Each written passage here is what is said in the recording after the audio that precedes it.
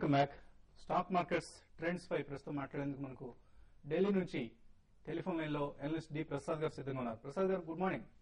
Good morning Vasanth garu. So last week weakness ని ఈ week overcome చేసే అవకాశాలు ఎంతవరకు ఉన్నాయండి?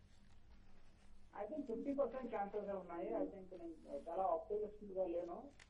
చాలా మటుకు గ్లోబల్ మార్కెట్ మీద డిపెండ్ అవుతుంది. స్టిల్ పాసిబిలిటీ ఉంది, కొంచెం కరెక్షన్ వచ్చి ఐ థింక్ ఇంకా కొంచెం పొజిషన్స్ కట్టి క్లోజర్ టు 1580 వరకు రావచ్చు. బట్ యాజ్ నేను చెప్తాను 50% ప్రాబిలిటీ ఉంది మార్కెట్ ఇమీడియట్లీ రిబౌండ్ అవుతుంది. ఇది కొంచెం కరెక్షన్ తీసుకునే అవకాశం ఉంది.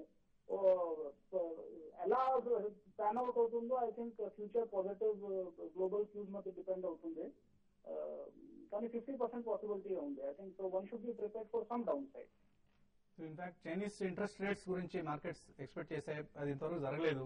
ఈ వీక్ జరిగే అవకాశాలు ఉన్నాయంటారా?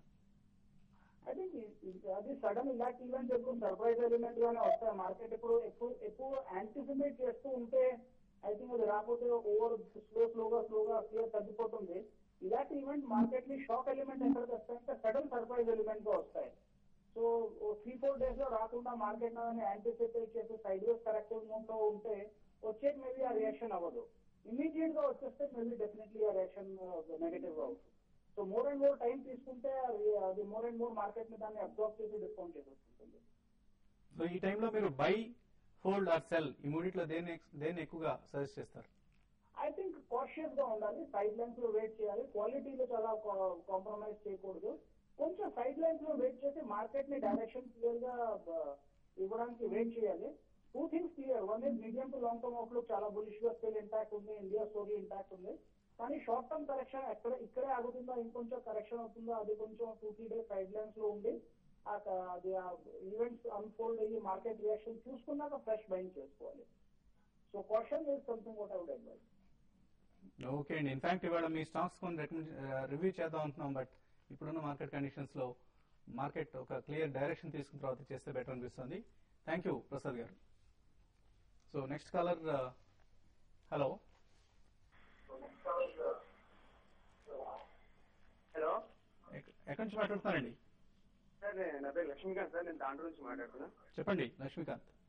సార్ నా దగ్గర సత్యం హోల్డింగ్ ఉంది సార్, 100 లో కొన్నాను. ఓకే అండి. సార్ ఇవాళ దాని రిజల్ట్స్ ఉన్నాయి కాబట్టి పొజిషన్ ఏంది, ఏ రేట్ లో తీయమంటారు కొంచెం, అలాగే సుజలాన్ గురించి కూడా చెప్పండి సార్, కొంచెం కుటుంబరావు గారికి చెప్పానండి. నేను సత్యం గురించి చెప్పాను సార్ కొద్దిగా. ఓకే అండి. సత్యం రిజల్ట్స్ నాన్ ఎవెంట్ గానే ఉంటాయండి. ఎందుకంటే ఆల్రెడీ మనకి రీస్టేటెడ్ రిజల్ట్స్ ని బట్టి చూస్తూ ఉంటే కనుక మోడెస్ట్ ప్రాఫిట్ రావడానికి పాసిబిలిటీ ఉందన్నమాట. బట్ ఓవరాల్ గా ఏమన్నా ఇండికేషన్స్ ఇస్తారా టెక్ మహీంద్రా తోటి విలీనం ఎప్పుడు అవుతుంది అనేది దాన్ని బట్టి స్టాక్ రియాక్ట్ అవుతుంది. అట్ కరెంట్ లెవెల్స్ నేను అనుకోవటం మేజర్ సిగ్నిఫికెన్స్ అయితే లేదనమాట స్టాక్ కి. మీరు you can exit from Satyam and move in to tech Mahindra అని చెప్పేసి అని అంటాను. ఇది రిపీటెడ్ గా నేను చాలాసార్లు చెప్పాను. సత్యం వీక్ అవటం కూడా చూసాం 110 దగ్గర నుంచి. Preferably avoid and shift to tech Mahindra అని. సుజలాన్ వరకు వచ్చేపాటికి సెకండ్ క్వార్టర్ లో స్లైట్ ఇంప్రూవ్మెంట్ ఇన్ రిజల్ట్స్ చూపించినా కూడా ఇంకా మార్కెట్ ని అంచనాల్ని మీట్ అవ్వలేకపోయింది కంపెనీ.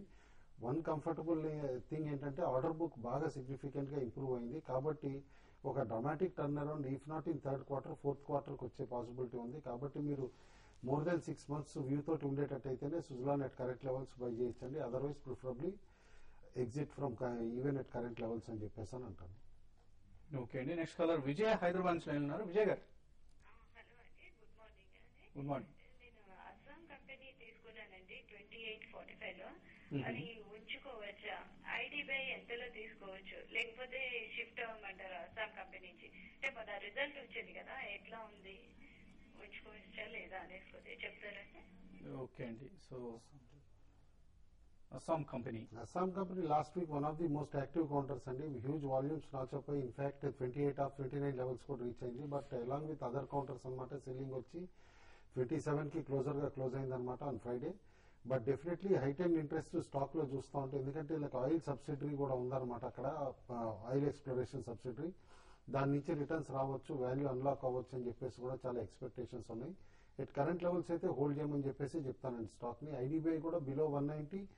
మీరు షార్ట్ టర్మ్ కాకుండా మీడియం టర్మ్ వ్యూ తోటి బై చేస్తానంటే కనుక బై చేయటం స్టార్ట్ చేయొచ్చండి ఇన్ స్మాల్ క్వాంటిటీస్. ఓకే అండి. నెక్స్ట్ కాలర్ అజయ్ తణుకు నుంచి లైన్ లో ఉన్నారు. అజయ్. హలో. నమస్తే గురుందర్ గారు. నమస్కారం. నమస్తే, చెప్పండి. అవాన్ ఆఫ్షోర్ 1300 లో హోల్డింగ్ చేస్తాను 400 షేర్స్ అండి. ఆహా.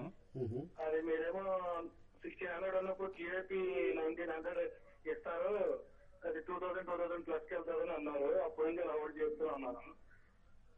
ఓకే, యూజ్ చేస్తారు. యా. ఆ తర్వాత వ్యూ మారటం కూడా జరిగిందండి. ఎప్పుడైతే క్యూఐపీ చేసిన తర్వాత స్టాక్ మూవ్ అవ్వలేదు, 1350 1340 లెవెల్స్ ఎగ్జిట్ అవ్వమని కూడా చెప్పాం. ఇన్ఫాక్ట్ ఎప్పుడైతే కనుక మీకు ఇలా వెజల్ ఒకటి సింక్ అయిందో వెనిజులా కోస్ట్ లో, అక్కడి నుంచే కంపెనీకి ప్రాబ్లమ్స్ కూడా స్టార్ట్ అయినాయి అనమాట. అండ్ షార్ప్ ఫాల్ అప్పుడు 26-27% స్టాక్ కొలాప్స్ అవటం కూడా మనం చూసాం. బట్ ఎట్ కరెంట్ లెవెల్స్ మాత్రం స్టాక్ డెఫినెట్లీ కన్సాలిడేషన్ కనిపిస్తోంది అనమాట.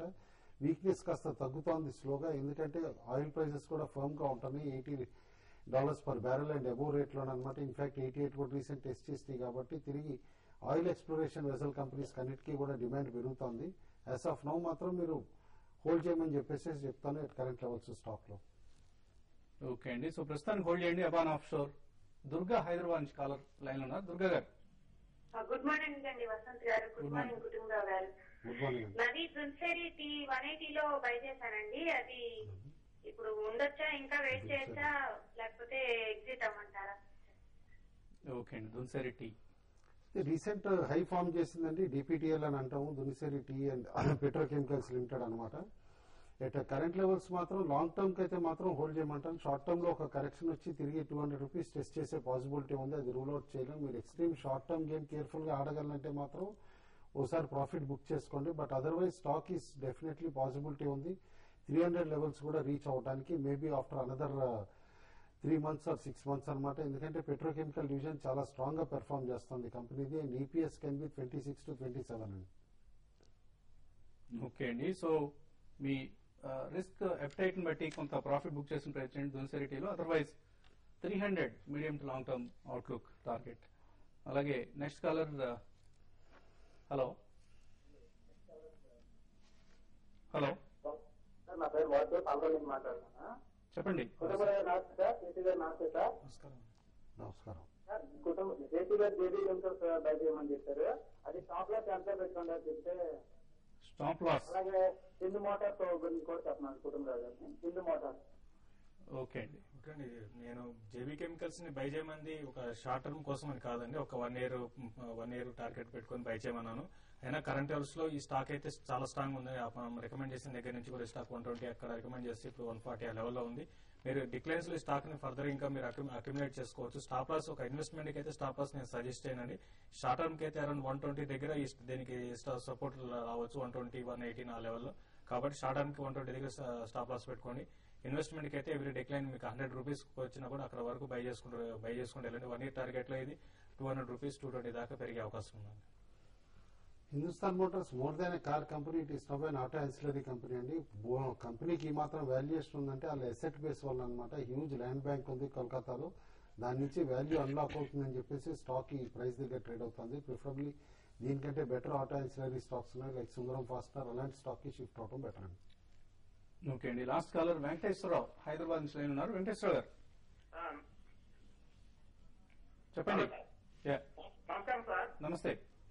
నాది Jindal poly films BGR energy ఉందండి, హోల్డ్ చేసుకోమంటారా? Jindal poly films and BGR BGR energy.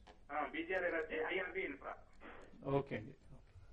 Jindal poly films మీరు చూసే ఉంటారు, ఎక్స్పోనస్ తర్వాత కూడా స్ట్రాంగ్ గా పెర్ఫార్మ్ చేస్తుంది. బేసికల్లీ ఎందుకంటే బీఓపీపీ ఫిలిం కంపెనీస్ అన్ని కూడా మెగా బుల్ ట్రెండ్ నడుస్తుంది అనమాట. ఇన్ఫాక్ట్ పాలీప్లెక్స్, యూఫ్లెక్స్, జిందాల్ పాలీ అన్ని కూడా మేజర్ అప్ ట్రెండ్ లో ఉన్నాయి. యాజ్ ఆఫ్ నో స్టాక్ అయితే ఇంకా హోల్డ్ చేయమని చెప్పేసి చెప్తానండి.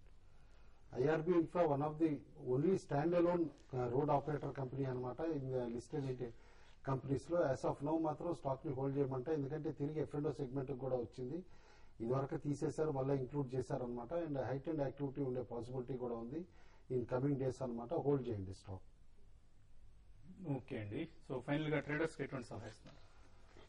ఎన్ఎఫ్ డ్యామేజ్ అయింది రియాలిటీ స్టాక్స్ అని అనుకుంటున్నానండి. అయితే రీసెంట్ ఐఐపీ గ్రోత్ నెంబర్స్ చూసిన తర్వాత నేను అనుకోవటం ఇంకా ఆర్బీఐ ఇంట్రెస్ట్ రేట్స్ పెంచదు ఇక most probably next 3 to 4 months కూడా. కాబట్టి కాంట్రేరియన్ బెట్ కింద డిఎల్ఎఫ్ బై చేయమని చెప్తాను అనమాట. డిఎల్ఎఫ్ 328 ఎబో ట్రేడ్ అవుతా ఉంటే కనుక స్టాప్ లాస్ ఒక couple of percentage points కింద పెట్టుకుని బై చేయమని చెప్పి సజెస్ట్ చేస్తాను. లాస్ట్ 5 ట్రేడింగ్ సెషన్ లో కూడా దగ్గర 500 రూపీస్ దాకా కరెక్ట్ అయిన ఎస్బీఐ ఒకటి ఈసారి ఈ రోజు కొంచెం షార్ట్ కవరింగ్ కొంత బయింగ్ రావడానికి కూడా అవకాశం ఉంది. కాబట్టి ఎస్బీఐ ఒకటి 3030 అబౌవ్ ఉంటే బై చేయమని సజెస్ట్ చేస్తాను. 3015 దగ్గర స్టాప్ లాస్ పెట్టుకోమంటాను. టార్గెట్ 3050 అండ్ 3065 దాకా ఇంటర్డేలో రావడానికి అవకాశం ఉంది.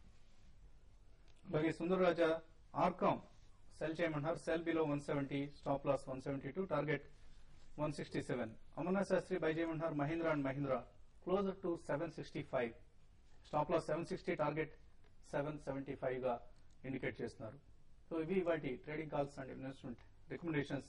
మరిన్ని ట్రేడింగ్ కాల్స్, ఇన్వెస్ట్మెంట్ రికమెండేషన్స్ కోసం tv5money.com లో ప్రాఫిటివ్ ట్రేడ్ లో సబ్స్క్రైబర్స్ గా జాయిన్ అవ్వండి.